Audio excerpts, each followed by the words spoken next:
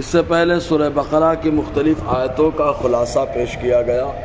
جو آیت کریمہ چل رہی تھی، اس آیت کریمہ کے اندر اللہ تبارک و تعالیٰ نے رمضان شریف کی خاصیتوں کا ذکر فرمایا، جن میں اہم خاصیت ہے کہ اللہ تبارک و تعالیٰ نے رمضان کے اندر ہی قرآن مقدس کا نزول فرمایا، اور اللہ تبارک و تعالیٰ نے رمضان کے روزے بھی فرض قرار دیے، اور مہینوں کی طرح یہ مہینہ نہیں بہرکیف۔ اس کے بعد اللہ تبارک و تعالیٰ ارشاد فرماتا ہے فمن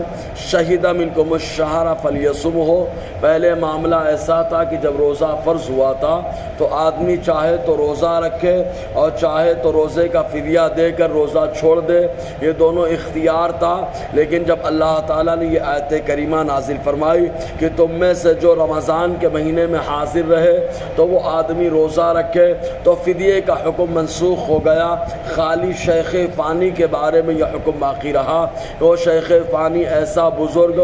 مرد یا ایسی بوڑھی عورت جس کے اندر روزہ رکھنے کی سکت اور طاقت نہ ہو بلکہ روزہ رکھے تو کمزور ہو جائے، اب فدیے کا حکم خالی ان کے حق میں باقی رہا۔ یہی وجہ ہے کہ فقہائے کرام ارشاد فرماتے ہیں کہ اگر کوئی بندہ جو ہے چاند دیکھے اور شرعاً اس کی گواہی نہ لی جائے، یعنی وہ اس قابل نہ ہو کہ قاضی اس کی گواہی کو قبول کرے، مثلا یہ کہ وہ فاسق مولن ہو جس کی وجہ سے اس کی گواہی معتبر نہ ہو، لیکن اس نے چاند دیکھا تو اب اس کی شہادت سے عوام کے لیے جو ہے رمضان کے ثبوت کا حکم تو نہ لگے گا۔ ہاں البتہ اس نے چاند دیکھا ہے، اس کے اوپر روزہ رکھنا فرض ہوگا، اس لیے کہ اللہ تعالیٰ فرماتا ہے تم میں سے جو شخص مہینے کو پائے تو وہ روزہ رکھے، تو اس نے اپنے اعتبار سے تو پا لیا، یہ اور بات ہے کہ شرعاً اس کی گواہی معتبر نہ ہوئی، اس لیے کہ گواہی کا معاملہ بڑا سخت ہوتا ہے۔ ایک ہے شہادت، ایک ہے نفس شہادت اور ایک ہے شہادت کا ادا کرنا۔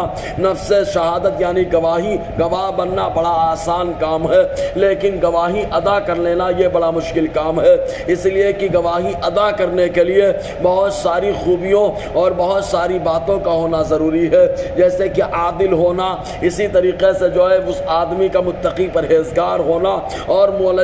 فاسق مولن نہ ہونا۔ بہرکیف تو اللہ تعالیٰ فرماتا ہے جو چاند دیکھے، اور فقہاء فرماتے جو چاند دیکھے اور وہ اس کی گواہی سے رمضان کا مہینہ ثابت نہ ہو تو اس کے اوپر روزہ رکھنا ضروری ہو جاتا ہے۔ ایسے ہی کچھ ایسے ملک ہے جہاں پر رمضان پہلے پایا جاتا ہے، اور کچھ ملک وہ جہاں رمضان ایک دو دن کی تاخیر سے پایا جاتا ہے، جیسے گلف کے ممالک، وہاں عام طور سے رمضان کا تحقق ایک دن پہلے ہو جاتا ہے، تو وہاں پر آدمی نے چاند دیکھا، روزہ رکھنا شروع کر دیا، وہاں 30 کا چاند ہوا اور ہو کر کے جو ہے انڈیا چلا،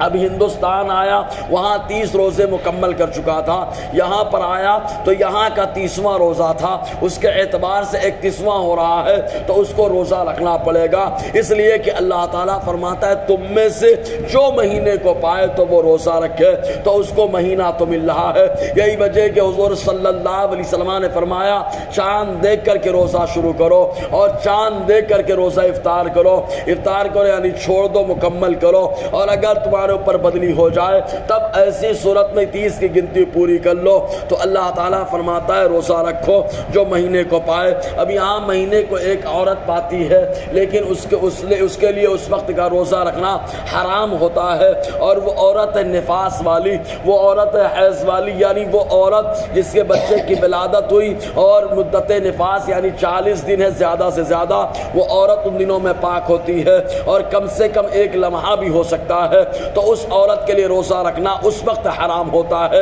اور ایسے ہی اگر عورت حیض کی حالت میں ہو تو حیض کی حالت میں عورت ہے تو اس کے لیے بھی روزہ رکھنا حرام ہے، وہ اور دنوں میں ان روزے کی قضا کرے۔ تو اللہ تعالیٰ فرماتا ہے وَمَنْ كَانَ مِنْكُمْ مَرِيضًا أَوْ عَلَى سَفَرٍ فَعِدَّةٌ مِّنْ أَيَّامٍ أُخَرَ۔ پھر اللہ تبارک و تعالیٰ نے وہی عذروں کا ذکر فرمایا، اور تم میں سے جو شخص بیمار ہو یا سفر میں ہو تو وہ اور دن کو روزہ رکھے، يُرِيدُ اللَّهُ بِكُمُ الْيُسْرَ ولا یرید بکم العسر، اللہ تعالیٰ تمہارے ساتھ آسانی چاہتا ہے، اللہ تعالیٰ تمہارے ساتھ دشواری نہیں چاہتا۔ ورنہ اگر اللہ تعالیٰ بیمار کے اوپر بھی روزے کو لاگو قرار دیتا تب ایسی صورت میں بہت ساری بیماریاں ایسی ہے کہ آدمی روزہ رکھے تو اس میں نحیف و ناتواں کمزوری محسوس کرنے لگتا ہے، بہت سارے مسائل کھڑے ہو جاتے ہیں۔ تو اللہ تبارک و تعالیٰ نے ان دنوں میں روزہ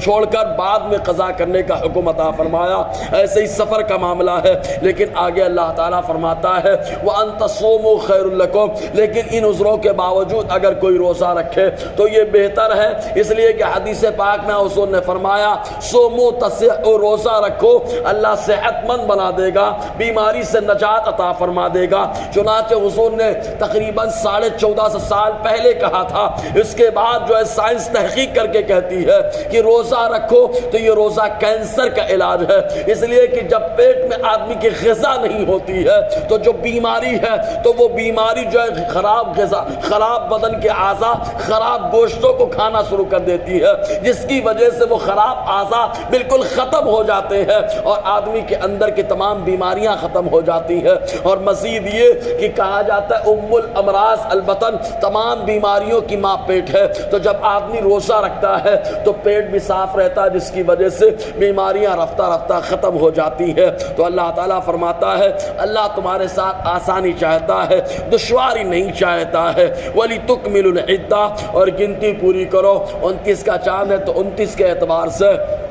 اور اگر بدلی ہو جائے تو 30 کے اعتبار سے گنتی پوری کرو، اور ایسا جب ملے تو رب کا کرم وَلِتُكَبِّرُوا اللَّهَ عَلَى مَا هَدَاكُمْ، اور اللہ کی بڑائی بولو اس بات پر کہ اللہ نے تم کو رمضان کی ہدایت دی، رمضان کے روزے کی رکھنے کی توفیق عطا فرمائی۔ معلوم یہ ہوا کہ اچھا کام اگر بندہ کرنے لگے تو اس پر اللہ کا شکر کرنا، اللہ کی بڑائی بولنا، یہ اللہ تبارک و تعالیٰ کا حکم ہے۔ اور کچھ لوگوں نے کہا تکبیر سے نماز عید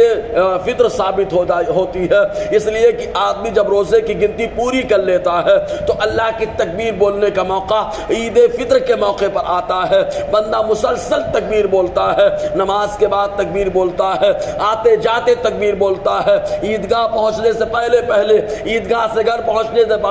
سے پہلے پہلے مسلسل اللہ تعالیٰ کی پاکی بولتا ہے۔ وَلَعَلَّكُمْ تَشْكُرُونَ، اور شاید تم ایسا کرو تو تم اللہ کی نعمت کا شکر ادا کر سکو، اس لیے کہ اللہ کی بڑائی بولنا، حمد کرنا، یہ اس کی نعمت کا شکر ادا کرنا ہے۔ انشاءاللہ اور آگے گفتگو رہے گی۔ اللہ تعالی ہم سب کو فیضان قرآن، برکات قرآن